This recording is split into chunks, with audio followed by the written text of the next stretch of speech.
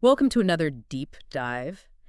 Today we're going to be exploring Jennifer Wilson's New World Inferno. Ooh, yeah. Have you read this one? I have, yeah. It's Really interesting, right? amazing. So this is one of those books that just grabs you by the throat and doesn't let go. Yeah. And it makes you think. Absolutely. Really think about Mm-hmm. what it means to be free, Yeah. what it means to fight for what you believe in, and what happens when the walls that confine us are more than just physical. Right.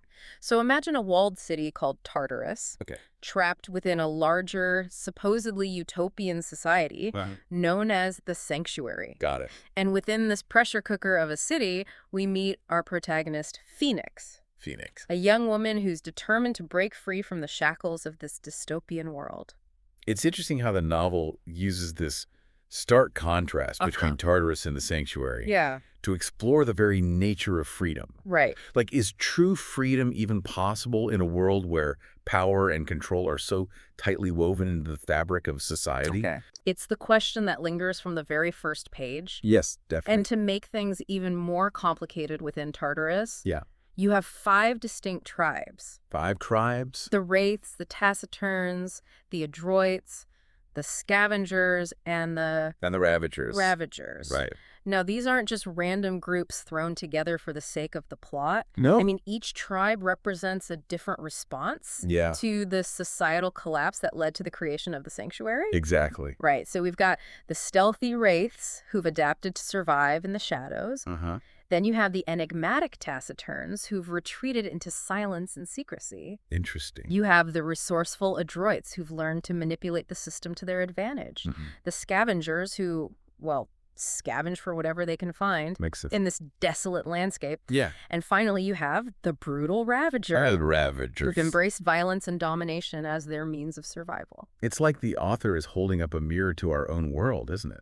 It is. Showing us how different groups react to chaos and oppression. Yeah, exactly. Makes you think, And it makes you wonder, how the heck is Phoenix, our main character, right? going to unite these groups? I mean, they're practically at each other's throats. Well, and that's the brilliance of the novel. Okay. Phoenix isn't your typical hero.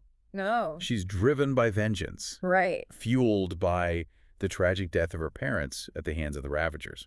Oh, wow. But to achieve her goal of bringing down the wall, which is her ultimate goal. The wall, which separates them from the Sanctuary. Yeah, she has to become a master manipulator, Interesting. playing on the tribe's individual motivations and fears. I was particularly struck by her negotiation with the Wraith leader, Taya. Oh, yeah. I mean, talk about high-stakes diplomacy. Tell me about it. She holds Taya's daughter hostage just to get a seat at the table. It certainly blurs the lines, doesn't it? It does. Like, at what point do the ends justify the means? Right. Does Phoenix's desperate desire for freedom excuse her morally questionable tactics? Those are some heavy questions. Yeah. And that's what I love about this book. Yeah. It doesn't shy away from the tough stuff. No, it doesn't. And it's not just the tribes she has to contend with. Right. There's also the constant threat from the Sanctuary itself. This looming presence that controls every aspect of life within Tartarus. Yeah. The wall itself is a powerful symbol of that control. Absolutely. It's not just a physical barrier. No. It's a representation of the invisible walls that confine us. The limitations imposed by those in power.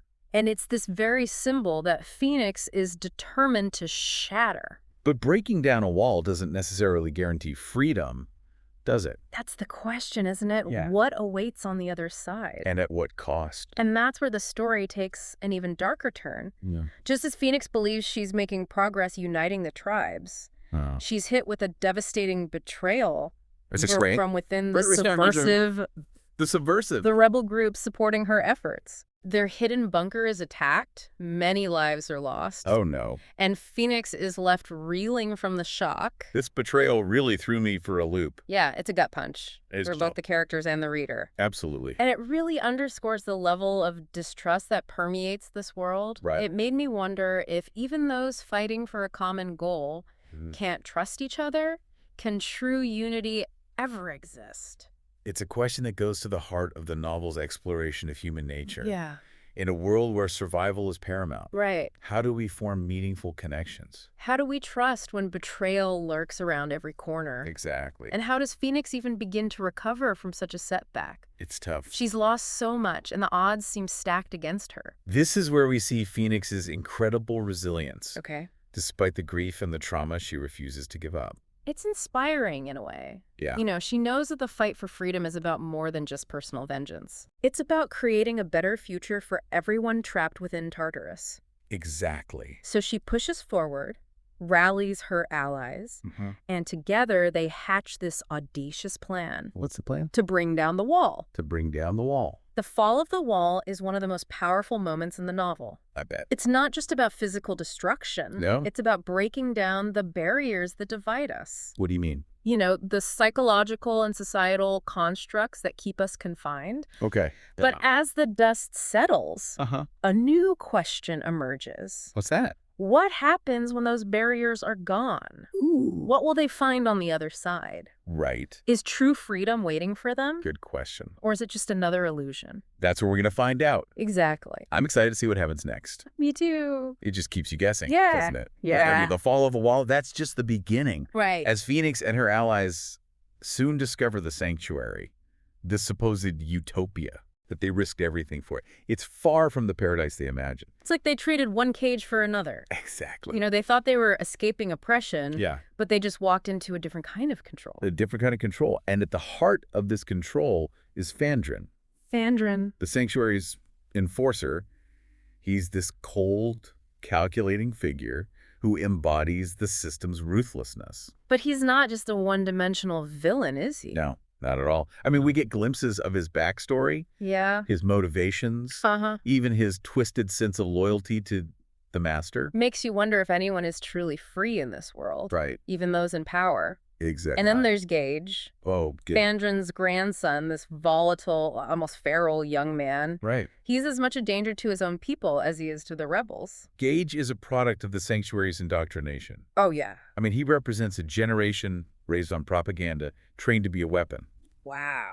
It's a stark warning about the lasting impact of oppression, how it can warp even the most innocent minds. And his expertise in creating bombs. Yeah, that's terrifying. Yeah, it speaks volumes about the tools of control employed by the sanctuary. Definitely. And for Phoenix and her allies, it makes the stakes even higher. Of course. They're not just fighting for their own freedom. Right. They're fighting to break this cycle of violence and control. That's poisoning an entire generation. Exactly. And just when you think things can't get any more complicated, Oh, Lord. the Ravagers. The Ravagers. You know, the most brutal tribe of them all? Yeah. They managed to infiltrate the sanctuary. What?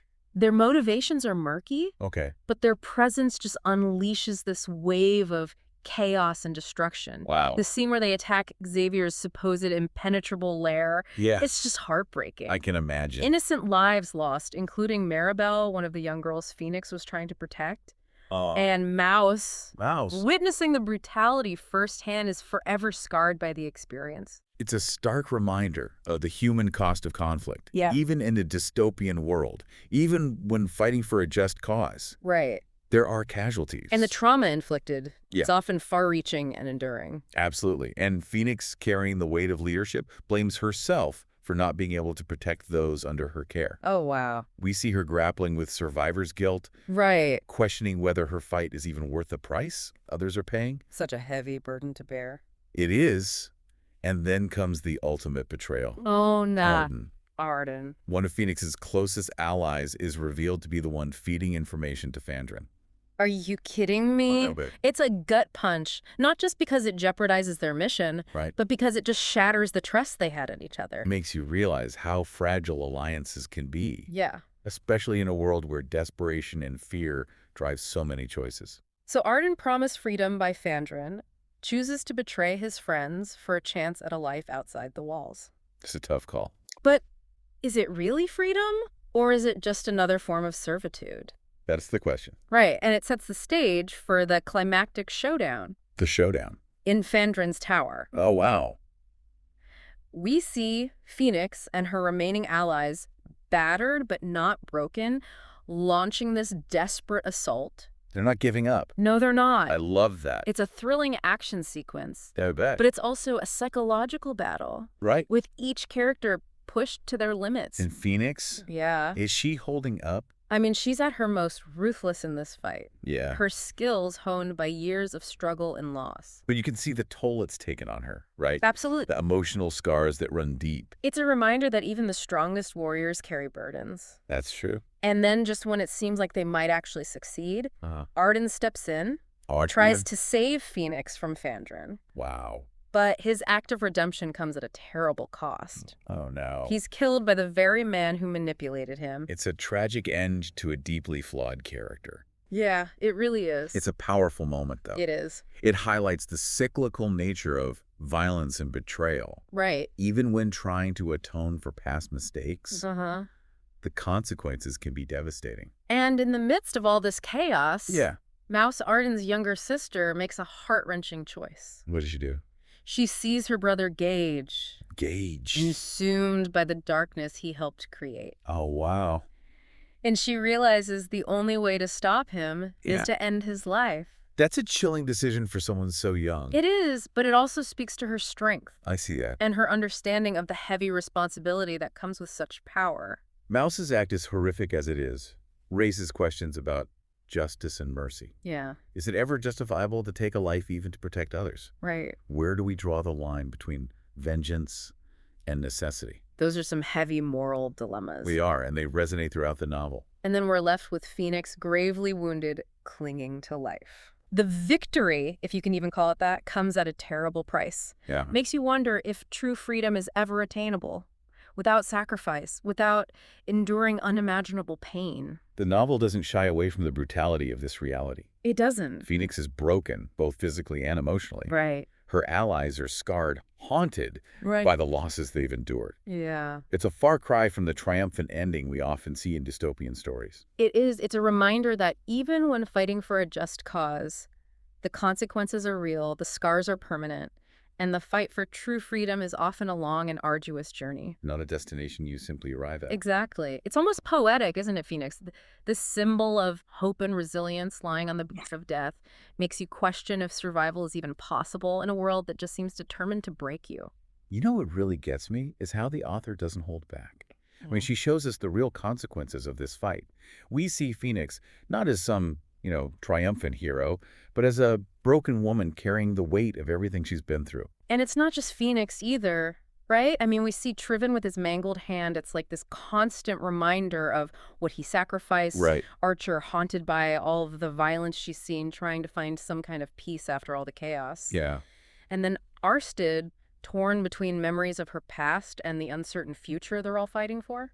It's really powerful how the novel doesn't try to make revolution look glamorous. Right. It shows the true cost of freedom. Yeah. The scars that never really fade. Yeah. And the long road to healing they have ahead of them. But there's still that glimmer of hope, even in all this despair. Yeah. Riker, the rebel leader, makes a really tough choice. What's that? He cauterizes Phoenix's wound.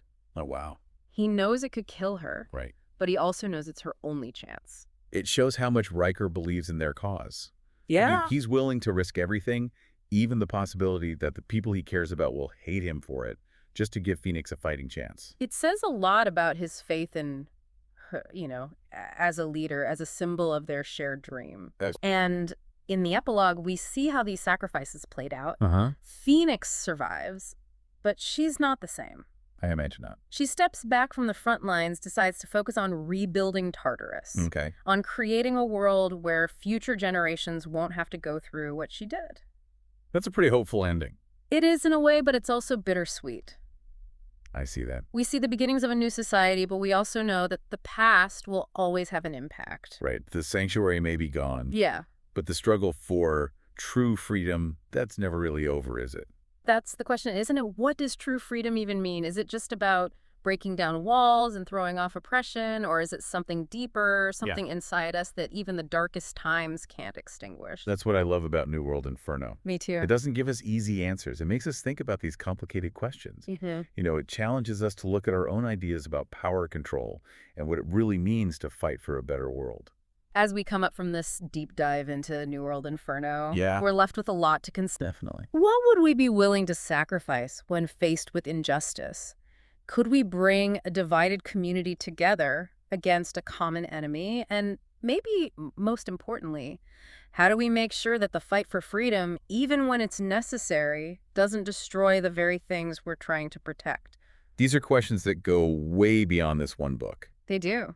They're questions we all need to think about as we deal with the challenges in our own world. Exactly. Our own fights for justice and equality. Couldn't have said it better myself. Thanks for joining us on this deep dive. It's been a pleasure. We hope it sparked some interesting conversations and left you with some food for thought. Until next time, keep exploring, keep questioning, and keep fighting for the world you want to see. I like that.